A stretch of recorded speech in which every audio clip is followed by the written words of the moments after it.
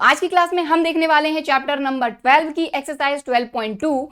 तो इसकी जो एक्सरसाइज 12.1 है ये हम ऑलरेडी कंप्लीट कर चुके हैं। हमारी जो एक्सरसाइज 12.2 है ये रह गई थी। CBSE 2022-23 के सिलेबस में ये नहीं आ रही है, बट ऑब्वियसली स्टेट बोर्ड में ऑब्वियसली आ रही है, तो करना है। बाकी अगर CBSE वाले भी करना चाहें तो ऑब्वियसली नॉलेज के लिए कर सकते हैं, ठीक है।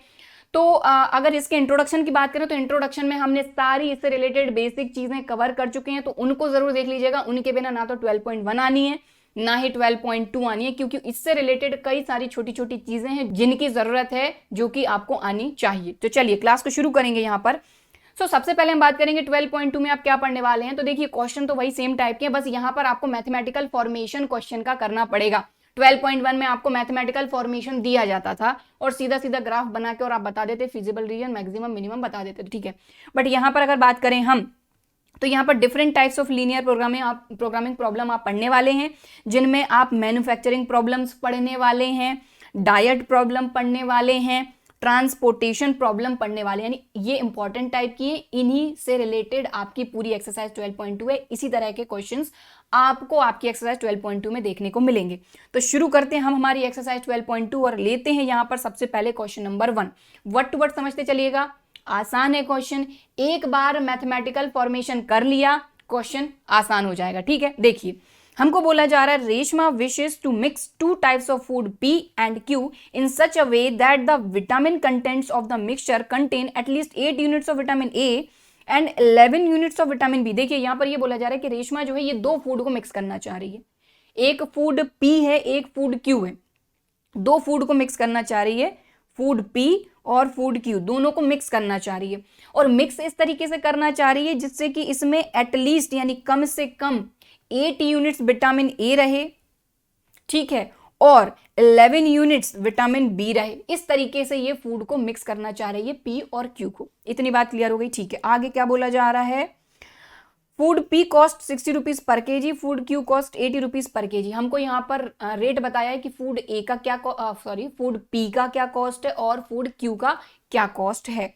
अब बोला जा रहा है आगे कि फूड P कंटेन्स 3 यूनिट्स पर KG vitamin A and 5 units पर केजी विटामिन B। अच्छा, तो फूड P में विटामिन A और विटामिन B की क्वांटिटी हमको बताइए और फूड Q में भी विटामिन A और B की क्वांटिटी हमको बताइए, ठीक है।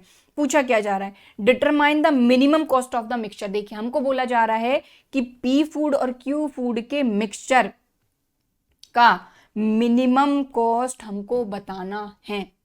तो ये चीज क्लियर हो गई तो हर क्वेश्चन आराम से कर लोगे, क्वेश्चन कर लोगे अगर क्वेश्चन समझ में आ गया तो। चलिए तो अब हम चलते हैं क्वेश्चन को सॉल्व करने। चलो तो सबसे पहले हमको क्या बोला गया है, हमारे पास दो फूड हैं जिनको मिक्स करना है, फूड P और फूड Q, ठीक है। विटामिन A की बात करते हैं और विटामिन B की बात करते हैं। तो हमको बोला जा रहा है कि फूड A में, कहाँ गया, राइट, यहां से, सॉरी A नहीं P, बार बार मैं A बोल देती हूँ। फूड P में 3 यूनिट्स पर केजी विटामिन A है, ठीक है। फूड P में विटामिन A जो है ये कितना है, 3 यूनिट्स पर केजी, और 5 यूनिट्स पर केजी विटामिन B है। 5 यूनिट्स पर केजी विटामिन B है, तो लिख लेते हैं, ये हो जाएगा 3 यूनिट्स पर केजी, और विटामिन B जो है ये है 5 यूनिट्स पर केजी, ठीक है। आगे बोला जा रहा है वाइल फूड Q जो है इसमें 4 यूनिट्स पर केजी विटामिन A है और 2 यूनिट्स पर केजी विटामिन B है, ठीक है। तो 4 यूनिट्स पर केजी विटामिन A है और 2 यूनिट्स पर केजी विटामिन B है। हमको ये बोला जा रहा है कि जो विटामिन A है ये कम से कम 8 यूनिट्स तो होना ही चाहिए, 8 यूनिट्स तो होना ही चाहिए विटामिन A। और विटामिन B के लिए बोला है कि ये एटलीस्ट कम से कम 11 यूनिट्स तो होना ही चाहिए। अब हमको कॉस्ट बताइए कि फूड जो P है और Q है इनकी कॉस्ट है। तो फूड P की जो कॉस्ट है ये 60 rupees per KG, sorry 60 rupees per KG, और फूड Q जो है ये है अपना 80 रुपीज पर केजी। और हमको बोला है कि जो दोनों फूड का मिक्सचर है उसकी मिनिमम कॉस्ट बताइए। ओके, तो हम क्या सपोज करते हैं कि जो मिक्सचर है उसमें x kg फूड P है और y kg फूड Q है। So let x kg food P and y kg of food Q is mixed। ठीक है, तो टोटल कॉस्ट कितना हो जाएगा? तो टोटल कॉस्ट यानी कि Z ये क्या हो जाएगा? देखो 1 kg का 60 रुपीज फूड P का है, तो यहां पर क्या हो जाएगा x इंटू 60, मतलब कि 60x प्लस, क्योंकि दोनों का मिक्सचर है तो ऑब्वियसली हम दोनों को ऐड कर रहे हैं, 60x प्लस जो फूड Q है उसका जो रेट है वो क्या है 80 रुपीज पर केजी। ठीक है, तो इसको हमने y सपोज किया है Q को, तो ये हो जाएगा आपका 80y और इसी को हमको मिनिमाइज करना है, मतलब मिनिमम वैल्यू फाइंड करना, और यही है हमारा ऑब्जेक्टिव फंक्शन, राइट। सो यहां पर लिख देते हैं, ये हो गया हमारा ऑब्जेक्टिव फंक्शन और इसी की मिनिमम वैल्यू हमको फाइंड करना है। सो यहां पर लिख देते हैं कि भाई इसी को हमको मिनिमाइज करना है, राइट। ठीक है, अब यहां पर हमारे पास कुछ कंस्ट्रेंट्स हैं, जैसा कि हमको बोला गया है कि जो विटामिन ए है ये एटलीस्ट 8 यूनिट्स होना चाहिए और जो विटामिन बी है वो एटलीस्ट 11 यूनिट्स होना चाहिए। तो उन्हीं कंस्ट्रेंट्स का हम यूज करेंगे। और एक चीज का हमेशा ध्यान रखो कि यहां पर ये जो फूड पी और फूड क्यू जो हमने सपोज किया है कि यहां पर एक्स केजी फूड पी और वाई केजी जो फूड क्यू है, ऑब्वियसली ये नेगेटिव तो हो ही नहीं सकता। तो यहां पर सीधी सी बात है कि x is always greater than and equal to 0 और y is always greater than and equal to 0 in this condition, right. So यहां पर हम लिखेंगे सब्जेक्ट टू कंस्ट्रेंट्स। तो सब्जेक्ट टू कंस्ट्रेंट्स की अगर बात करें तो x is greater than and equal to 0, y is greater than and equal to 0, equation number 1। ठीक है, अब हमको क्या बोला गया है कि यहां पर एटलीस्ट 8 यूनिट्स विटामिन ए और एटलीस्ट 11 यूनिट्स विटामिन बी। सो यहां पर आप क्लियर देख पा रहे हैं कि विटामिन ए के लिए हमको बोला गया एटलीस्ट 11 यूनिट, लेकिन अगर टोटल बात करें फूड पी और फूड क्यू दोनों का मिला के, तो यहां पर बोला जा रहा है 3 यूनिट्स पर केजी, 4 यूनिट्स पर केजी। ठीक है, और हमने दोनों फूड के हिसाब से सपोज किया, यहां पर एक्स और यहां पर वाई, तो ये हो जाएगा 3x प्लस 4y और 8। अब यहां पर लेस देन लगेगा ग्रेटर देन लगेगा, अभी समझते हैं। तो 3x प्लस 4y, सो ये हो गया 3x प्लस 4y और यहां पर 8। अब हमको बोला गया एटलीस्ट यानी कम से कम 8 यूनिट्स और उससे ज्यादा भी हो सकता है। तो देखें एटलीस्ट 8 यूनिट यानी कम से कम 8 यूनिट से ज्यादा भी हो सकता है विटामिन ए और इक्वल भी हो सकता है। ठीक है, आगे चलेंगे। और एटलीस्ट 11 यूनिट्स विटामिन बी, तो यहां पर 5 यूनिट्स पर केजी बोला गया है फूड पी में और 2 यूनिट्स पर केजी फूड क्यू में। तो P के हिसाब से x और Q का हमने सपोज किया है y, तो 5x plus 2y 11, 5x plus 2y 11 और एटलीस्ट है इसलिए less than and equal to, I mean 11 की तरह लेस देन, 11 की तरफ लेस देन, और यहां तो ज्यादा हो सकता है 11 से विटामिन बी।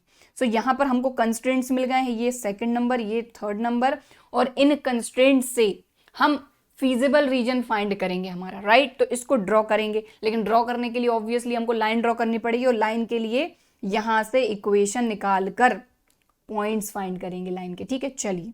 सो सबसे पहले फ्रॉम सेकंड, सो यहां से हमने उठाया 3x plus 4y equal to 8। अब यहां पर अगर हमने x 0 रख दिया तो y क्या हमको मिल जाएगा, देखो जरा, x 0 तो ये पूरा 0, ये 4 डिवाइड में आ जाएगा तो 4 2 8, तो y हमको मिल गया 2। ठीक है, और अपन क्या करते हैं, y 0 रख देते हैं अब की बार में। तो y 0 रख दिया तो ये 3 इधर, यानी कि 8/3 आ जाएगा x, तो x आ गया हमारा 8/3। और ऑब्वियसली अगर पॉइंट की बात करें तो उसको डिवाइड करना पड़ेगा, तो ये हो जाएगा 3 2 6 और 3 6 18 एंड सो ऑन चलते रहेगा, तो 2.6 अपन ले लेते हैं। ठीक है, अब दूसरे कंस्ट्रेंट की बात करते हैं अपन। सो फ्रॉम थर्ड, क्योंकि अगर देखो ये फर्स्ट वाले की अगर बात करें तो x is greater than and equal to 0, y is greater than and equal to 0, यानी x भी पॉजिटिव y भी पॉजिटिव, राइट। चलो, सो थर्ड वाले की बात करेंगे हम। सो यहां पर क्या है अपना 5x plus 2y equal to 11। तो x की जगह पे अगर हमने 0 रखा तो y कितना मिलना है अपने को 11/2, राइट। सो 11/2 यानी कि 2 5s are 10, 2 5s are 10 यानी 5.5, राइट। अब अगर हम y की जगह पे 0 रख दें तो ये आ जाएगा 11/5 यानी कि 5 2s are 10, 5 2s are 10 यानी 2.2। तो y आ जाएगा 11/5 यानी कि 2.2। चलिए दोनों लाइन को ड्रॉ कर लेते हैं फटाफट से। तो इस तरीके से ग्राफ तो अपना यहाँ है बहुत दूर, चलिए ठीक है कोई दिक्कत नहीं, अभी भी यहाँ पर बहुत सारी चीज़ें सॉल्व करना है। तो सबसे पहले ड्रॉ करते हैं, देखो x0 y2, x0 y2, तो x0 y2 तो ये रहा अपना पॉइंट, ठीक है x0 y2। इसके बाद x 2.6 और y0, x 2.6 y0, तो x 2.6 देखो यहाँ 2.5 रहेगा, इससे थोड़ा सा आगे 2.6 रहेगा। सो x 2.6 यहाँ कहीं, और y तो x एक्सिस पर 0 ही रहना, ठीक है। इन दोनों को ज्वाइन कर देते हैं अब अपन,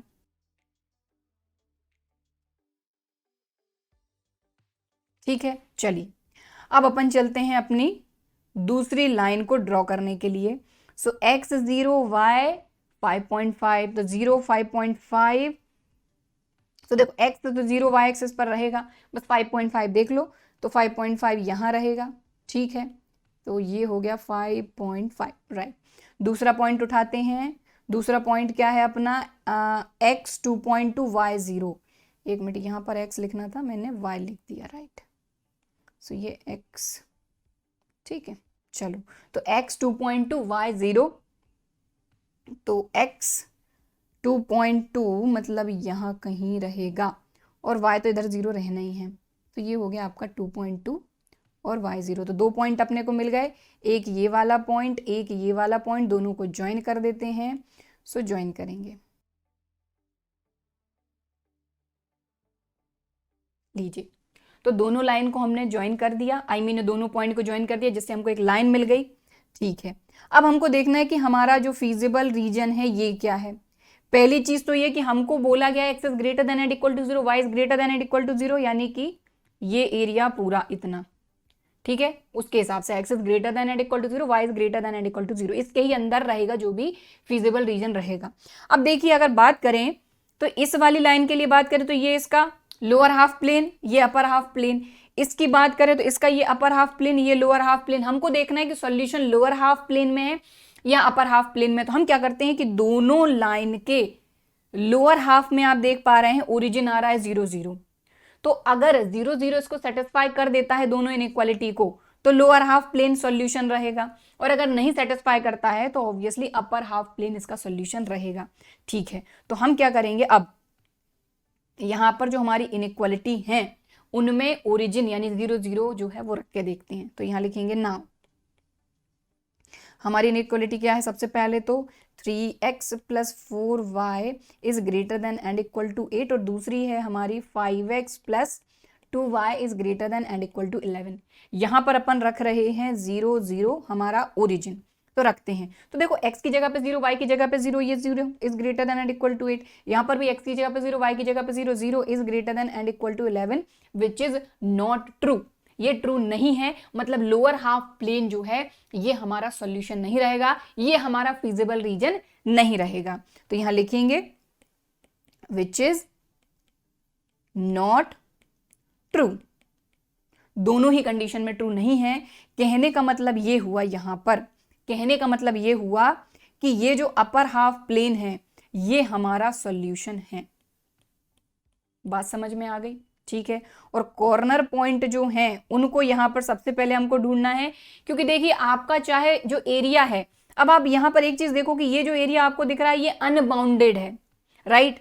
अगर इस तरीके का एरिया आप देखो ये वाला, तो ये बाउंडेड एरिया है, तो बाउंडेड एरिया में आप कॉर्नर पॉइंट मेथड लगाओ और आपका काम वहीं खत्म। लेकिन यहां पर कॉर्नर पॉइंट मेथड तो लगेगी ही, और उसके आगे एक स्टेप और हमको करनी पड़ती है, राइट। सो आप देख रहे हैं यहां पर जो भी आपको फीजिबल रीजन मिला है, ये जो हमने हाईलाइट किया है, ये जो एरिया है फीजिबल रीजन, ये बाउंडेड नहीं है, ये अनबाउंडेड है, बट फिर भी जो कॉर्नर पॉइंट मेथड है वो तो हमको लगानी ही पड़ेगी। तो 3 कॉर्नर पॉइंट हमको यहां पर मिल रहे हैं, दिख रहे हैं आपको, ठीक है। तो इन पर हम हमारे ऑब्जेक्टिव फंक्शन की वैल्यूज फाइंड करेंगे। ठीक है, तो इन पॉइंट्स को अपन यहाँ पर लिख देते हैं प्रॉपर तरीके से। तो यहाँ पर x 0 है और y था 5.5 मतलब कि 11/2। ठीक है, इधर की बात करें अगर इस पॉइंट की तो यहाँ पर देखो x आपका 2 है और y कितना है, हाफ। तो ये अपने को मिल गया x2 y हाफ। ठीक है, और इस पॉइंट की अगर बात करें तो ये तो 2.6 मतलब कि 8/3, 0। सो ये हो गया आपका 8/3 और y तो इधर 0 ही है। इन पॉइंट्स को अपन नाम दे देते हैं। ये हो गया आपका a, ये वाला पॉइंट अपन ने ले लिया b और ये वाला पॉइंट अपन ने ले लिया c। ये कॉर्नर पॉइंट है अपने फीजिबल रीजन के। ठीक है, समझ में आ गई बात। तो यहाँ पर लिखेंगे सो वी ऑब्जर्व, हमने क्या ऑब्जर्व किया कि जो हमारा फीजिबल रीजन है वो अनबाउंडेड है। ठीक है, observe that feasible region is unbounded। ठीक है, हमारा feasible region unbounded है। ठीक है, लेकिन कॉर्नर पॉइंट मेथड तो लगाएंगे ही और वहां से एक अंदाजा हमको मिल जाएगा कि कौन सी हमारी वैल्यू मिनिमम है, क्योंकि यहां पर हमको मिनिमम कॉस्ट ही फाइंड करना है। ठीक है, unbounded by corner point method, corner point method. So corner point method में क्या है, जो कॉर्नर के पॉइंट्स हमारे हैं उन पर ऑब्जेक्टिव फंक्शन की अपन वैल्यू फाइंड कर लेंगे। सो यहां पर देखो अपने कॉर्नर पॉइंट आ जाएंगे और यहां पर हमारा ऑब्जेक्टिव फंक्शन आ जाएगा 60x + 80y। 3 पॉइंट है हमारे पास, देख लो जरा। एक तो 0 11/2, ए है अपना 0 11/2, दूसरा बी पॉइंट है आपका 2 y की जगह पे हाफ, और तीसरा सी पॉइंट है आपका क्या है 8/3 0। ये तीनों पॉइंट पर अपन ऑब्जेक्टिव फंक्शन की वैल्यू फाइंड कर लेंगे और वहां से अपने को एक अंदाजा लग जाएगा कि मिनिमम वैल्यू यहां से क्या हो सकती है। हालांकि वो भी नहीं रहेगी क्योंकि आपका जो फिजिबल रीजन है ये अनबाउंडेड है, राइट। चलिए, सो फटाफट से वैल्यू रख लेते हैं यहां पर। तो देखो x की जगह पे 0 रखा तो ये तो 0, सॉल्व करेंगे इसको तो सिर्फ 80 आएगा। तो यहाँ पर z = 80, y की जगह पे 11/2, 2 4 = 8 यानी कि 40 × 11 ये हो जाएगा 440। अब यहाँ पर रखेंगे x की जगह पे 0 तो 60 × 2 120, डायरेक्ट कर देती हूँ थोड़ा सा मैं, और 80 × हाफ यानी कि 40 तो ये हो जाएगा आपका 160। ओके, चलो अब यहाँ पर x की जगह पे 8/3, y की जगह पे 0 तो ये तो पूरा 0, 60 × 8/3 तो z = 60 × 8/3 ये हो जाएगा 3 2 = 6 यानी 20, तो ये हो जाएगा 160। तो यहाँ पर आपने एक चीज देखी, हमको क्या बोला है कि हमको मिनिमम कॉस्ट बताना है और ये है टोटल कॉस्ट अपना, राइट। मतलब टोटल कॉस्ट को यही तो शो कर रहा है। ठीक है, तो अगर आप देखें तो यहाँ पर हमको एक जैसी वैल्यू मिली है 2 पॉइंट से, ये वाला और ये वाला 160 जो कि आपकी मिनिमम वैल्यू है। बट अभी भी हम इसको मिनिमम वैल्यू नहीं बोल सकते क्योंकि हमारा जो फिजिबल रीजन है ये अनबाउंडेड है। तो यहां पर लिखेंगे अपन कि since feasible region is unbounded, so 160 may or may not be the minimum value।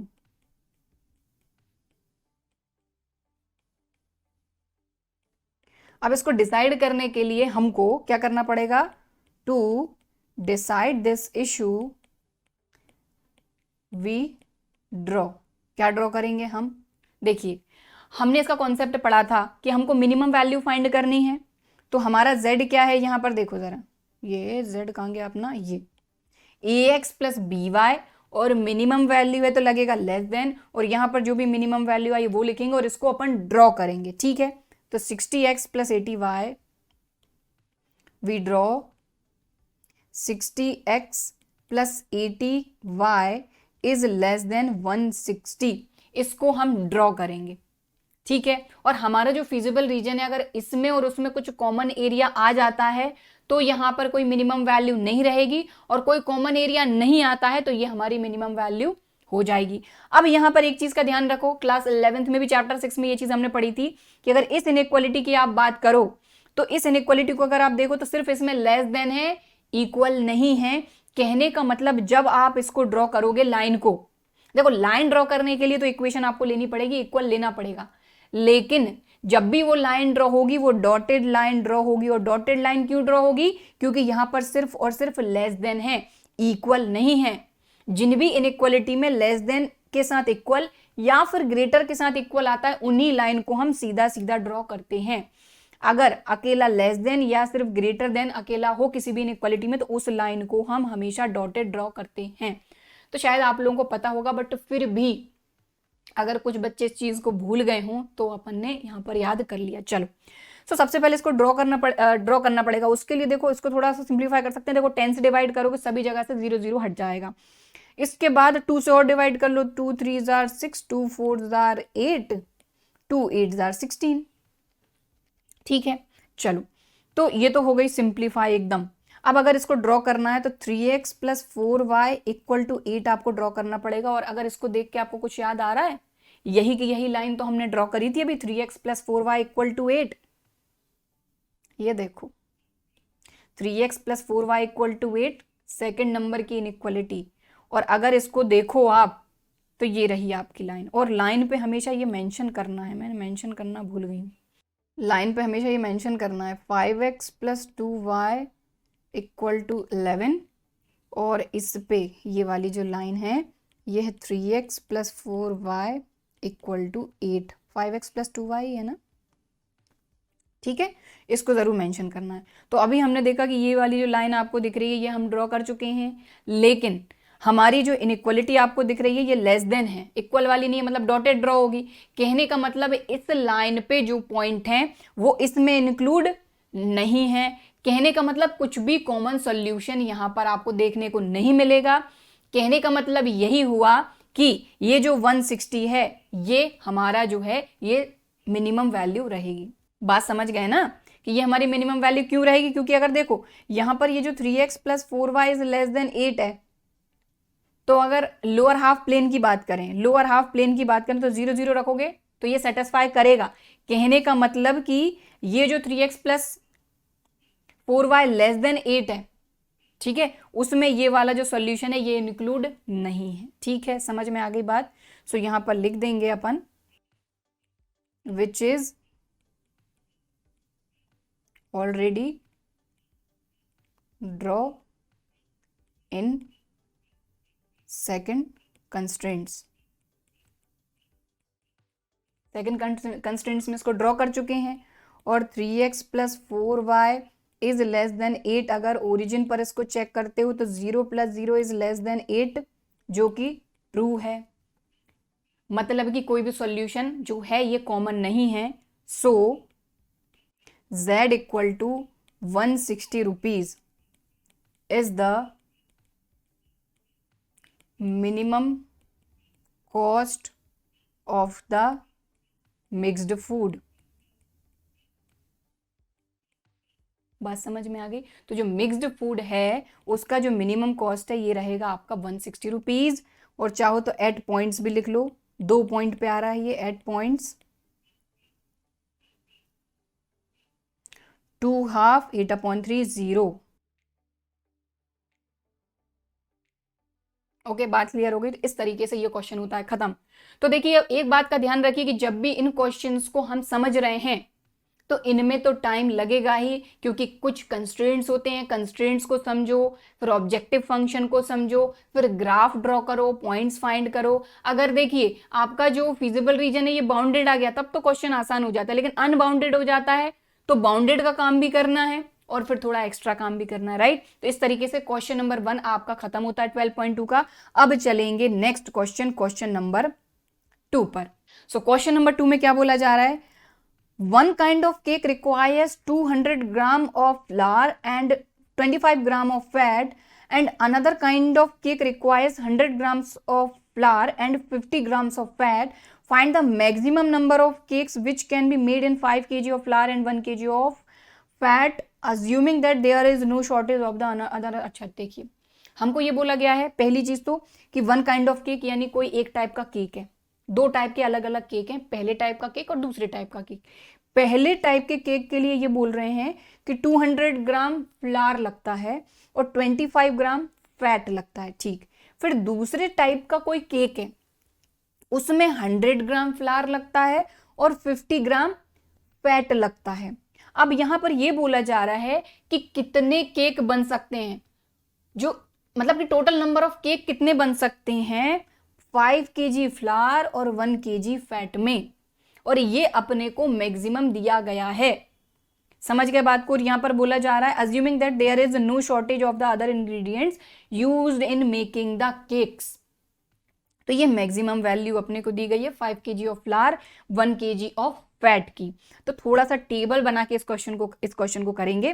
तो यहां पर हमको क्या बोला गया है, केक 1 और केक 2 की बात करते हैं। सबसे पहले केक 1 की बात करें तो पहला केक जो है इसमें 200 ग्राम फ्लार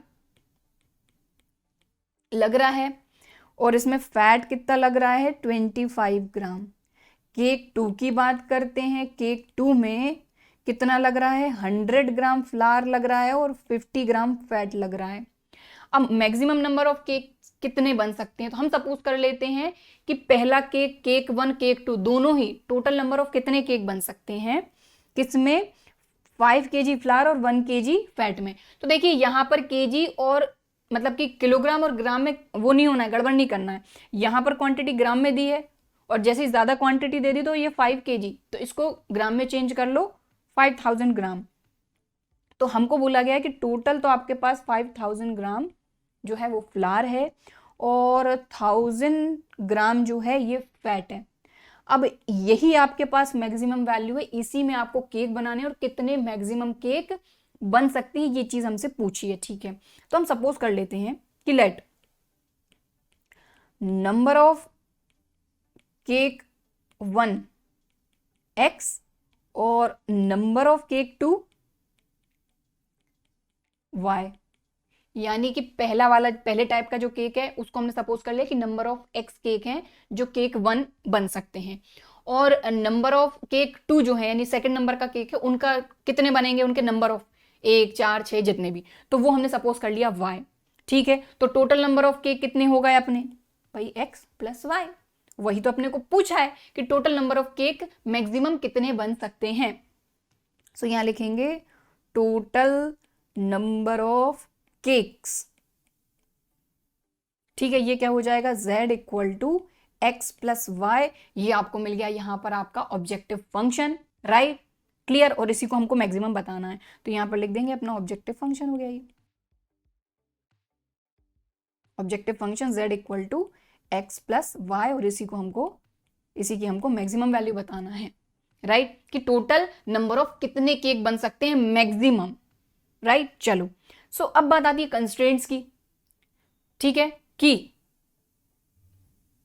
जो पहला केक है उसमें जो फ्लार है वो 200 ग्राम लगेगा और फैट 25 ग्राम ही लगेगा, ये फिक्स है। और केक 2 में 100 ग्राम फ्लार लगेगा और 50 ग्राम फैट लगेगा। लेकिन अगर बात करें तो हमारे पास सिर्फ और सिर्फ 5000 ग्राम ही फ्लार है और 1000 ग्राम फैट है। मतलब अगर बात करें कंस्ट्रेंट्स की तो केक 1 में 200 ग्राम फ्लार लग रहा है, केक 2 में 100 ग्राम फ्लार लग रहा है। कहने का मतलब अगर ये दोनों केक बनते हैं एक एक तो 200 ग्राम यानी 300 ग्राम फ्लार लग रहा है, बात समझ रहे हैं। लेकिन अपने पास सिर्फ है सिर्फ 5000 ग्राम मैक्सिमम, इससे ज्यादा नहीं है।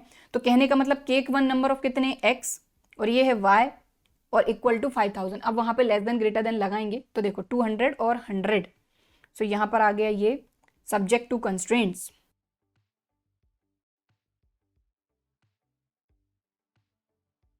तो पहला जो केक है उसमें 200 ग्राम फ्लार लग रहा है तो 200x, और जो दूसरा केक है अपना उसमें लग रहा है 100 ग्राम, तो दूसरा केक अपन ने y सपोज किया है और टोटल अपने पास 1000 ग्राम फ्लार है। अब हमको बोला है कि 5000 ग्राम फ्लार है, ठीक है, और ये मैक्सिमम है, इससे ज्यादा नहीं है ना, तो विच इज ये, यानी कि इससे कम आप यूज कर सकते हैं, 5000 ग्राम से कम यूज कर सकते हैं, बट इससे ज्यादा नहीं मिलेगा, इतना ही है, ठीक है, इसलिए greater than and equal to. एक मिनट, ओके, ठीक है। अब दूसरा कंस्ट्रेंट की बात करें फ्लावर की, सॉरी फैट की, तो अगर बात करें पहले केक में 25 ग्राम फैट लग रहा है, दूसरे केक में 50 ग्राम फैट लग रहा है। तो कहने का मतलब अगर केक 1 और केक 2 यानी ये दो केक बनते हैं तो टोटल फैट कितना लगेगा आपका 75 ग्राम, लेकिन अपने पास तो 1000 ग्राम ही है। ठीक है, तो इस तरीके से देखा जाए तो अगर हमको इसी में काम करना है तो ये कंस्ट्रेंट है अपने पास 25x प्लस 50y,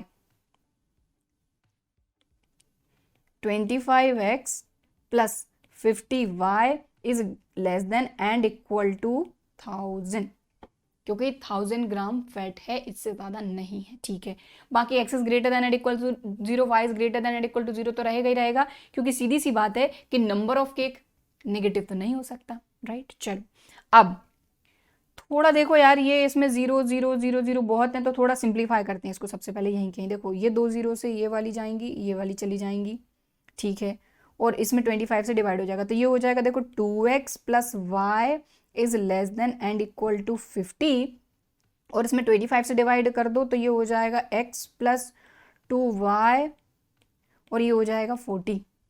ये हो गया कंस्टेंट नंबर 1, ये हो गया कंस्टेंट नंबर 2, इनको थोड़ा सिंप्लीफाई कर लिया। बाकी x is greater than and equal to 0, y is greater than and equal to 0, ये कंस्टेंट नंबर 3 तो अपना है ही।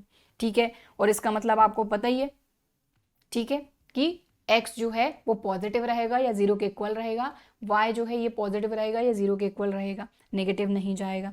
ठीक है, चलो सो अब इनको ड्रॉ करेंगे। इनको ड्रॉ करने के लिए भाई इक्वेशंस को सॉल्व करना पड़ेगा, 2 पॉइंट फाइंड करने पड़ेंगे, तो फटाफट से करते हैं।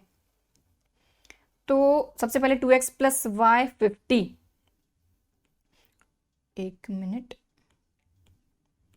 2x plus y equal to 50, और दूसरा क्या है अपना x प्लस 2y 40।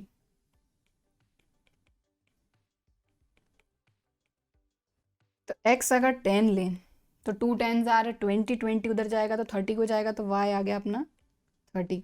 अगर x 5 लें तो, अच्छा पहले 5 लें, चलो ठीक है, तो 5 लेते हैं तो 2 5 10 उस तरफ जाएगा, तो ये y 40 आ जाएगा। ठीक है, चलो x 0 लेते हैं, 0 लेंगे तो ये y आ जाएगा आपका 2 2 4 यानी कि 20, और अगर x खुद 40 ले लो तो 40 माइनस 40 0, तो y 0। ठीक है, तो इस तरीके से आप पॉइंट कुछ भी ले सकते हैं, ऐसी कोई दिक्कत वाली बात नहीं है। हमने 10 20 40 में इसलिए लिया ताकि हम थोड़ा सा ग्राफ को थोड़ा छोटा बना सकें।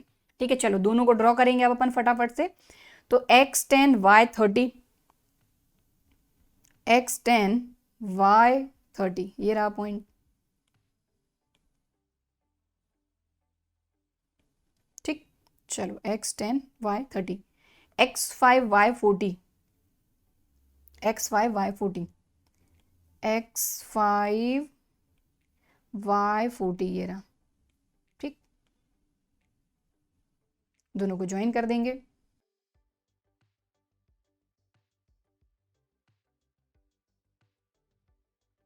ओके, हो गया। अब ये अपनी लाइन कौन सी थी उसको भी लिखेंगे, 2x plus y equal to 50, ये लाइन है अपनी, इसको थोड़ा सा अपन बड़ा कर देते हैं।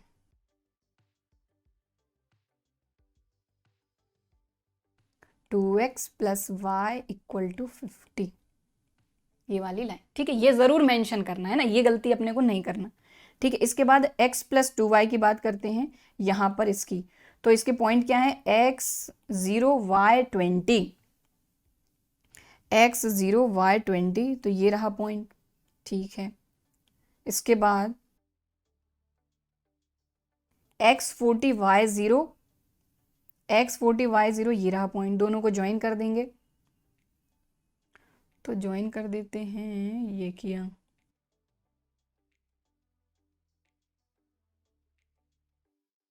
ठीक है, अब इसको अपन बता देते हैं कि ये भाई कौन सी लाइन है अपनी, x प्लस 2y 40।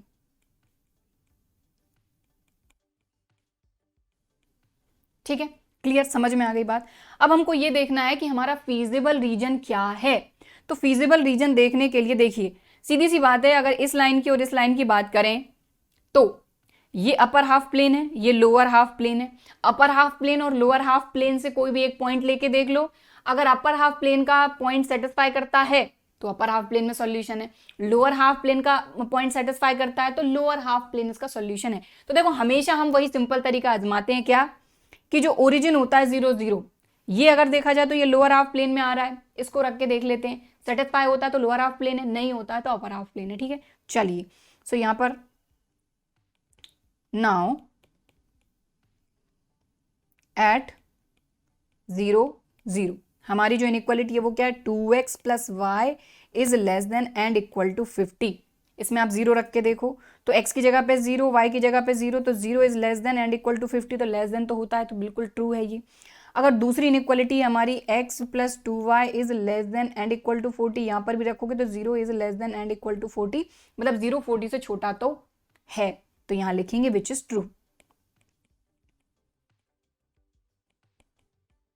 मतलब कि लोअर हाफ प्लेन में जो है वो सॉल्यूशन है। So solution is in the lower half plane, मतलब कि feasible region lower half plane में मिलेगा। अब देख लो, देखो ये जो आपका एक्स एक्सिस है इसके तो इसी तरफ रहेगा, ये वाई एक्सिस की बात करें इसके इस तरफ रहेगा, इस वाली लाइन की बात करें तो इसके इधर रहेगा, और इस वाली लाइन की बात करें तो इसके इधर रहेगा। कहने का मतलब कॉमन एरिया दिख रहा है, ये मतलब बाउंडेड एरिया मिला है भाई। तो बाउंडेड फीजिबल रीजन मिल जाए ना तो बड़ा ही आसान है, कुछ है ही नहीं। ये जो आपके जो कॉर्नर पॉइंट है ना, इनमें से किसी एक पर आपको मैक्सिमम वैल्यू मिल जाएगी, सिंपल हो गया। ठीक है, चलो सो यहां पर हम क्या करेंगे, by corner point method. So we observe that feasible region is bounded। अब उसको नाम और दे देते हैं अपन, बाउंडेड रीजन तो है ही। तो देखिए ये तो O है, ये A हो गया, ये B हो गया और ये C हो गया। ठीक है, अब अगर इसकी बात करो आप तो ये पॉइंट के कोऑर्डिनेट देखो, ये 20 और ये 10। ठीक है, और इस पॉइंट की अगर बात करी जाए तो ये देखो 20 और 30 के बीच में 25 0। बाकी सी पॉइंट के तो अपने को पता ही है, x 0 y 20 और ये ओरिजिन के 0 0। तो 4 पॉइंट अपने को मिल गए कॉर्नर पॉइंट, चारों पर हम हमारे ऑब्जेक्टिव फंक्शन की वैल्यू फाइंड कर लेंगे। जो मैक्सिमम है वो मैक्सिमम है, जो मिनिमम है वो मिनिमम है। ठीक है, सो क्या है अपना OABC। Now by corner point method, तो सबसे पहले कॉर्नर्स उठा लेते हैं अपन, OABC। O तो 0 0 है, A क्या है अपना 25 0,